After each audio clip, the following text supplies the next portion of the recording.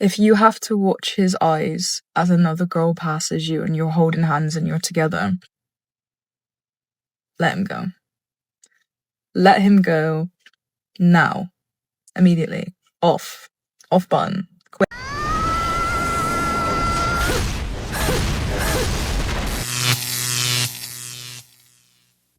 Welcome to The Wall. Why are so many modern women unable to find men, especially after 30? Today, we'll see women hitting the wall at full speed, clearly showing why men are choosing peace over getting involved with them. It's not a mystery, it's a consequence. And this video is going to make that perfectly clear. So I'm 33 and I just came out of my third situationship this year. Woo!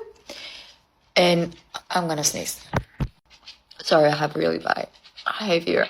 Anyways, so I came out of my third situationship, and the thing is, every time that I go on a date, that's it. That's my situationship, right? I don't need to go on any more dates or anything like that. And on a Friday, I got asked to go on a date to have some drinks with someone that we like matched on Hinge. And then I think he was seeing someone, and then I was seeing someone, and then we matched on Hinge again, even though we both follow each other on Instagram. And I was like, hey, I thought you were seeing someone. It's like, yeah, but it didn't last. So, opinions, please. Damn! Let me get this straight.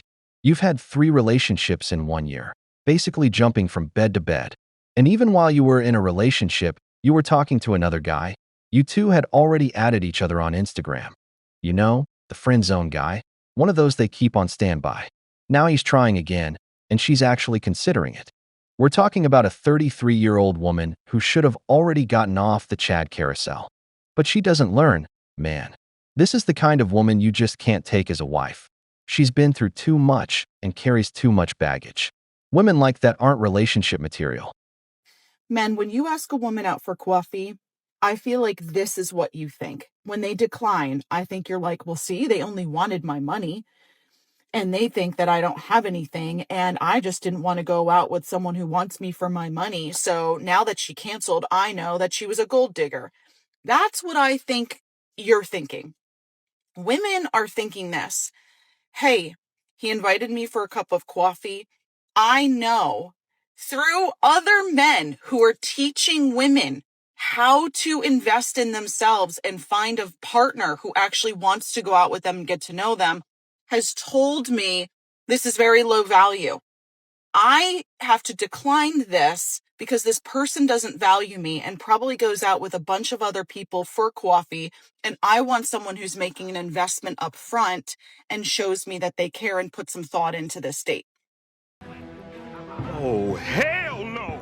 Women are way too loyal to men. Once a relationship is hardship after hardship, you should get out. You think he's also staying out of loyalty and love, but he's staying because the relationship largely still benefits him. Even though you're both pretty unhappy, you're still cooking, you're still cleaning, you're still paying half of the bills. A man will not stay in a relationship that is not benefiting him. Women absolutely will. Women will stay even if they don't feel loved, as long as they think they are loved. This is what's wrong with centering men. When you center men, then you will stay through so much, almost anything, just to have a man. But men aren't like that. They are not ever taught to center women. They're okay with staying in a bad relationship because they're still getting needs met. Yes, you may nag him, you might not be as sexy or as hot as he wants you to be, and he might have a list of complaints about you, but you're still benefiting him. So why would he leave? And if you're waiting because one day he's going to get a promotion at work and be able to treat you better, he's going to find someone else. Girl, who hurt you so bad? These dating coaches are the first ones telling women to dump their man. You don't know how that woman lives with him, what he provides, or how he treats her. Instead of looking for solutions or having a real conversation, she just tells women to leave so they can jump back into the dating market and end up just as single as she is. Misery loves company. As for the coffee date woman, I'll just say this. The first date should be chill so you can get to know each other. You don't need to drop thousands of dollars on someone you might never see again. Besides, who wants to spend an hour with someone they don't even know? Brother, stop being the free meal and Instagram photo for these women.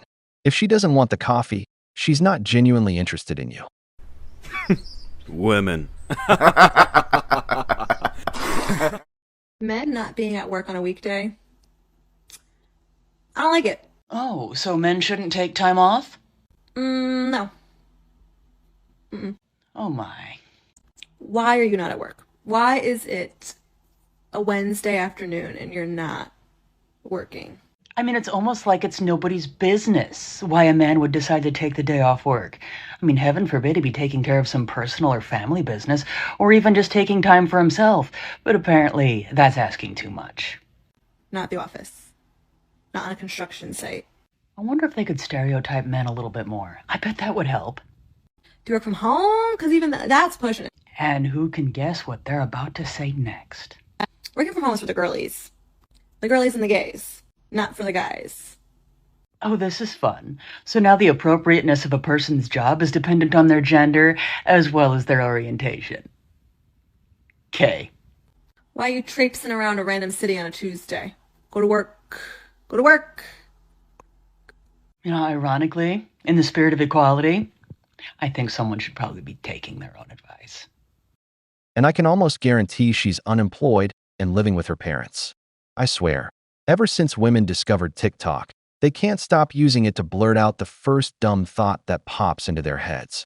Apparently, in her mind, a man has nothing going on in his free time and never has emergencies. Honestly, what world are these women living in? There are two main reasons why you should have high standards and why you should not allow someone to treat you like the bare minimum. The first reason is because you deserve to have someone appreciate the ground that you walk on, that is ecstatic and excited to be with you, cannot wait to text you, cannot wait to do things with you, treats you like gold, appreciates everything about you. That's what every single person deserves. They deserve that type of love and appreciation. The problem is if you don't feel that love for yourself on the inside, how are you supposed to allow that love in? How are you supposed to accept that behavior? You choose to accept the love you bring in from what you think you deserve and how you feel about yourself, your self-esteem. If you're not at a good place in your life, if you're struggling mentally, if you don't feel good about yourself, you don't feel confident, build your confidence, build yourself, know your worth. And the number two reason why you should not allow someone to treat you like the bare minimum is for the rest of the girls in the world. It is a domino effect. If you allow a man in and he treats you like shit, and you keep going back to him and time again, he's going to think, yeah, I can get away with treating women like shit. That's an okay thing. He's going to generalize it and try to do it with multiple women. It's already becoming a rarity that men put an effort towards a woman they want to pursue or to get to know a woman. The bar is literally sometimes in hell for that fact. And I do believe it's because the women that allow men to treat them like shit, that's why men continue to do those behaviors, continue to do those things because they can get away with it and not have any repercussions to their actions. And that is why more women need to have higher standards so men learn, yeah, I cannot be doing that shit. Boys will always choose easy women because the strong ones are required to be men. No, God! No, God, please, no! No! No! No! So you get with a Chad, a guy who brings nothing to the table, and then you turn around and say all men are like that men treat women like trash. You left out the key part of your message. You let him in. You choose the man you're with. You choose to stay. You choose to turn a blind eye to his behavior. But when he does exactly what you should have seen coming, you claim all men are bad. There are studies proving that a lot of women keep dating the same type of men over and over because that's what they're attracted to. So learn to take some responsibility. But what am I saying, brothers? Responsibility is kryptonite to modern women. So I am 23 and I avoid any kind of romantic involvement. I actually thought I had a avoidant attachment style, but I looked into it a bit more. I do not. Also, it's really important to look into what style you have because then you know how you can manage it. I definitely have a disorganized attachment style. If you can relate to any of these, you probably do too. If I ever do like someone, I am going to self-sabotage or almost find a bad thing about them. It's hard to trust anyone, so I'd rather make myself feel alone. Also very hot and cold, like I will either really like you or have no feelings at all. I want vulnerability, but I don't want to give it. I very much crave stability. I do consider myself quite selfish, but that is just how I've been brought up to be. Always had to rely on myself. No one's going to help me. We are very inconsistent people. As I say, very hot or cold. It can be one extreme to the other. Wanting it so bad or running away and avoiding it at all costs. I definitely have some healing to do. Women want the bears, and we want you to subscribe and help us hit 1,000 likes on this video. Don't forget to leave your opinion in the comments. It's important to us. All right then, let's get back to the video. Do you know how life fucking feels when you finally get your man's credit card? I'm on cloud fucking 9. Okay? And it's not like I'm racking it up, okay? We don't got that kind of money. I'm not racking it up. But I go to the coffee shop, I tap that little card knowing that it's not coming out of my account. That feeling is pure ecstasy. I'm not buying a Cartier love bracelet, okay? I'm going to the Thai restaurant and getting a huge bowl of pho. And the happiness that brings me knowing that he gave me that card. And he's like, what'd you buy? And I'm like, Thai food. He's like, okay. Like, just knowing that that's in my wallet. I feel, there's a pep in my fucking step. There's a pep in my step. I'm hopping around town I'm a new woman. I'm reborn. And I don't care if any of you guys say that this is some shallow gold digging shit. I don't care. It makes me feel appreciated. Okay? That makes me feel loved. Having my man's credit card in my wallet, that makes me feel loved. Other things do too that are free, okay? Pause your fucking comments. But there just really isn't a feeling like it, okay? I feel great, so. The first one is a woman who self-sabotages, and the second is a woman who finally discovered what it feels like to be truly loved by a man. If women would let go of the superficial stuff and stop listening to those bitter TikTok messages from miserable women, they'd go out with an average man, a man who appreciates them, who would make them feel like that second woman, who sees the value a man brings into her life. Because what she's experiencing is something many married women have felt: the physical and financial protection a man provides, how he makes life easier for the woman he loves. But that doesn't sell. The message that gets promoted is the one from women like the one we're about to see next. White feminism literally is the guarding gates of patriarchy. You cannot convince me otherwise. If your feminism doesn't include women of color and understand that women of color led the suffrage movement, white women came and joined in, and then when they gave white women the right to vote, they threw everyone else under the bus, and they were like, no, it's cool, we got the right to vote, everything's fine, we're good, like we did the best that we could. Meanwhile, women of color didn't get the right to vote until many years later, and the very last women in America that got the right to vote, I think it was the late 60s, were indigenous women. Women that are literally already of this land. So yeah, white feminism to me is just another kind of modern whitewashed way of upholding patriarchy. They are the first people that will go and defend the patriarchy when it benefits them. They will run to that like rats leaving the little ship, going towards the little crumbs.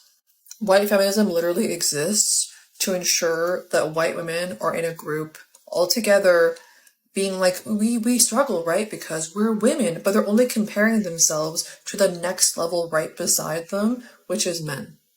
At the end of the day, that is what they're looking towards, and they will go and get the benefits of patriarchy as fast as they can. We saw that with the amount of white women that voted for Trump. We saw that. And it's no different with the flawed villain. And that whole like bullshit too of her trying to be like, I'm like speaking out for women, this and that. Okay, it's for white women. Like, we know that. And the thing is, you're going to see her get more of these extremist followers. And all of these people, and I say this because I see a lot of these people, a lot of these creators and stuff, like their back end lives, their front end lives, people that have like these crazy platforms where they're just trying to be like controversial or whatever. I guarantee you, whatever the hell is going on in the real world, miserable. So go ahead, go on here, be a white feminist. At the end of the day, that platform's going to exist. But until you actually include other women in your actual work and practice and preaching, you're not going to get anywhere in life. If you cannot include other people, especially women, other women, within your group that you're trying to create, you will not get very far. We're at a point where everyone is like, fuck white supremacy once again, and fuck patriarchy, and you want to hold on to the boat? This woman reminds me of a video I saw a few days ago about how the dictatorship in Iran came to power, and it all started when women were allowed to vote. At first, They lived in one of the most advanced parliamentary democracies in the Middle East, educated people with full rights. But women got involved in feminist and Marxist socialist movements demanding more rights. They wanted to tear down the very system that gave them freedom, and they ended up supporting the Iranian regime, which presented itself as democratic, until years later it revealed its true face. Women were forced to wear what they wear today, sent back to the kitchen, stripped of rights and voice. Because women in feminism don't react, they don't get it. The same thing is happening in the West. They attack the very men who gave them all the rights they enjoy today, keep pushing, and are destroying the country. Just look at how they elected a Muslim in New York, the religion furthest from feminism. But to them, it's always the American patriarchal man's fault. And if you're white, even worse, you're basically the devil in today's society. Like Ray Dalio said, history always repeats itself. We've reached the end of the video, but before we go, the questions are for you. What do you think about feminist movements, especially in politics? Why do so many women see a coffee date as low value? If you enjoyed the video, hit the like button, subscribe to the channel, and turn on the notification bell. Your support means a lot to us and keeps us motivated to keep creating more content. Stay tuned for the next episode of The Wall.